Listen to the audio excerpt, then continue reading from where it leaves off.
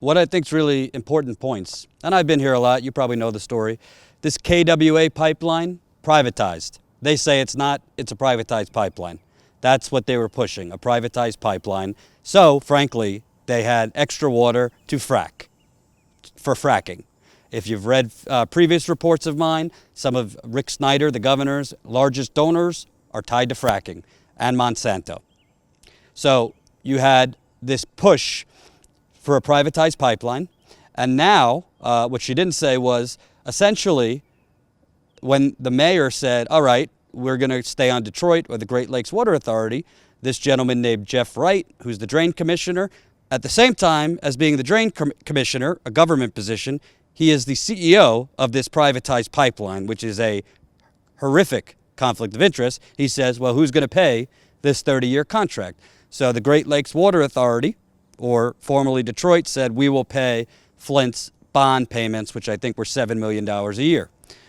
With that said, you have JP Morgan Chase, Wells Fargo. There is a more focus on paying the bonds than making the people whole. I'm not going to name names, but I just spoke with someone who, with her kids, had to drive to Mexico to get teeth and dental care because lead, for a lot of these residents, has pulled out their teeth.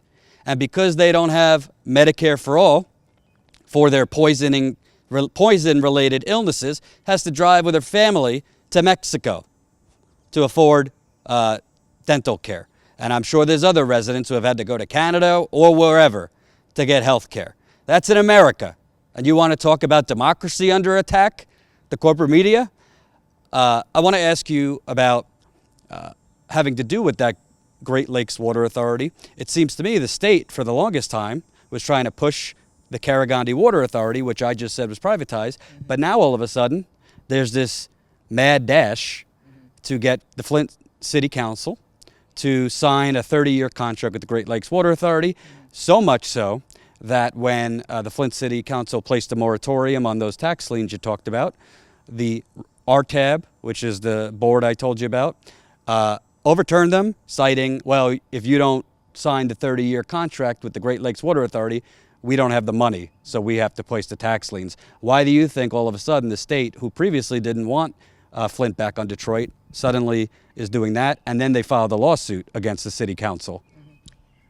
Well, I can tell you, I don't know what their thoughts are, and we're trying to dig down and see what's driving these things, because all of a sudden the city council found a pulse, and we don't know who's pushing the buttons. But we are outraged that the Michigan Department of Environmental Quality, along with their cohorts, the EPA, have all of a sudden decided that they're going to sue the city of Flint. For real? Are you kidding me?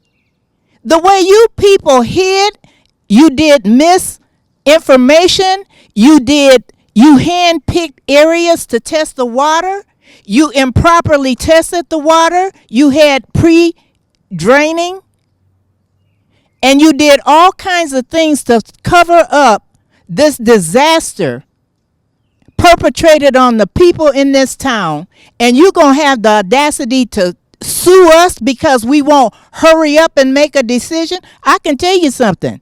They hurried up and made a decision about the Karagandhi Water Authority, and that was also done under emergency management. And that was a 30-year contract, and nobody said a peep. Now all of a sudden, oh, we can't have a 30-year contract. And I'm all in agreement with that. We do not need to rush anything. Anybody that we get our water from, is two things. We need to have it on a provisional basis. This is not your normal municipal water issue. We've been poisoned. We don't need to be rushed into anything. And the last people in the world who need to be suing us, trying to force us and force our hands, is the Michigan DEQ. And that's why I say we need to get the state out of our business. We can't breathe. Snyder has his person here. He practically lives here. So the people who created this monstrous situation is now here dictating how to fix it. And we also need the state out of our business on another level that we haven't talked about, and that is the money that they sent here finally in December, way late. You all knew about this long time ago. But now you finally passed, Congress passed some legislation, $120 million, and it had strings attached as far as the eye could see. They had millions of dollars set aside to upgrade the water plant. They had some millions of dollars set aside for new water meters. Did you hear what I said? New water meters. We need new water. We don't need new water meters. They had millions of dollars set aside to pay off past debts and all kinds of stuff. When they got through with all these ifs, ands, and buts, they only had allocated $40 million for pipe replacement. And we know, you could ask anybody in Flint, and we're not scientists and environmentalists and all that. We know we got to get rid of these rotten pipes. So again, the money that came from the feds went where? To the state. And they said the state and the city have to work together. So we are just under such a siege here politically.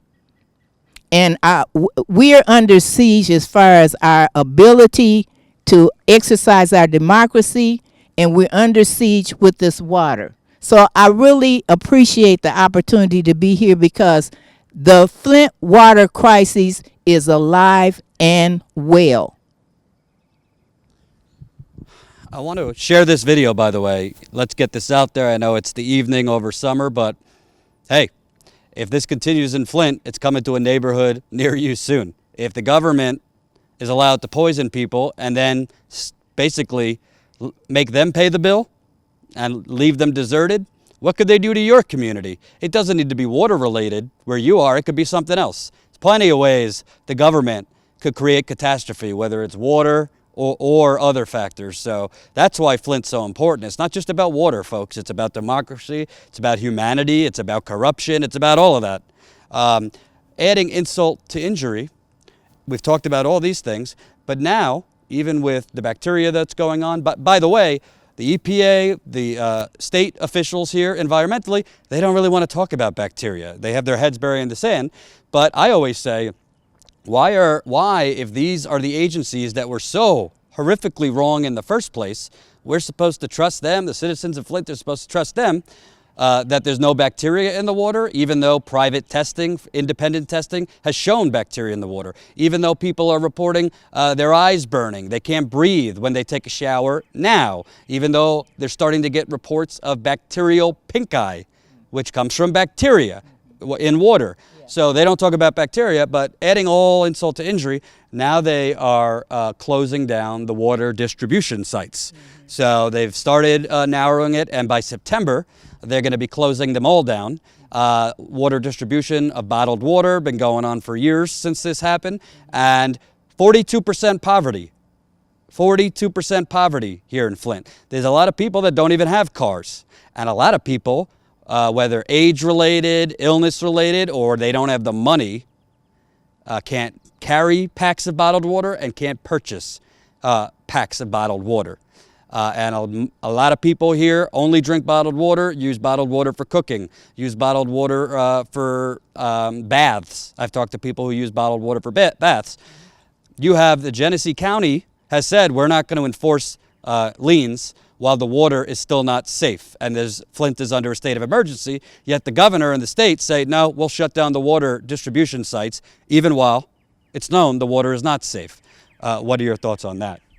Well, first of all, it's a good thing that we have a county treasurer who said that she would not issue liens on Flint residents because of the water situation, because she didn't feel it was right to impose liens on people who had were paying for poisoned water. But because, and you and I talked about this earlier, Deb Cherry, she could do this because guess what? She's not under the thumbs of the state. She's a county officer. Treasurer. Right. So she's free to make that decision, whereas we in Flint are not free to say that. So I don't want to. That's important. So the Flint City Council, when they vote on something, can be overturned by the Receivership Transition Authority Board. But since Deb Cherry, the Genesee County Treasurer, is not an official of Flint, she's official of the county, the Schneider, the governor, and his board does not have the power to overturn anything. So in one, right down the block, you don't have democracy. But if you cross over to the county, you do. So it's a real terrible situation. We are doing some things now to see how we're going to respond to the fact of the closing of the pods.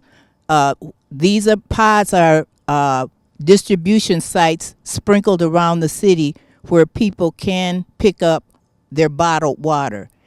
And I think it's important to underscore in this climate that filters, what we're being told by the authorities is put a filter on your sink and you're good to go. We have learned, not because we was looking to learn, but we're learning things about water we never even want to know.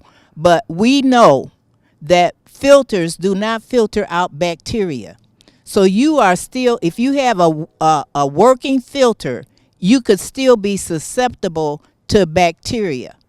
You can only get rid of bacteria by boiling the water. So what we encourage people to do is continue to use bottled water in their homes, because we cannot trust, even with a filter, the water coming out of their tap. So it's a big challenge for us, and the more and more people learn about the possibility that these water distribution sites, also known as water pods, may be closed, I think we're going to see a lot of activity here in the city of Flint going forward as it relates to that. And I wanted to say, because I don't know how long we're going to be here, but I want to give a big thank you to this people all over this country that has come here with the bottles of water, with the money, with the hugs, with the well wishes. The elementary school class up north in northern Michigan that had a bake sale to send water to the children in Flint. We have such a humanity among the people in this country, and we need to take on some political action so that our government reflects the humanity of the good people in this country. So I just want to say thank you before we end this program to all the people, and continue to fight for what you know is right as humans. Thank you.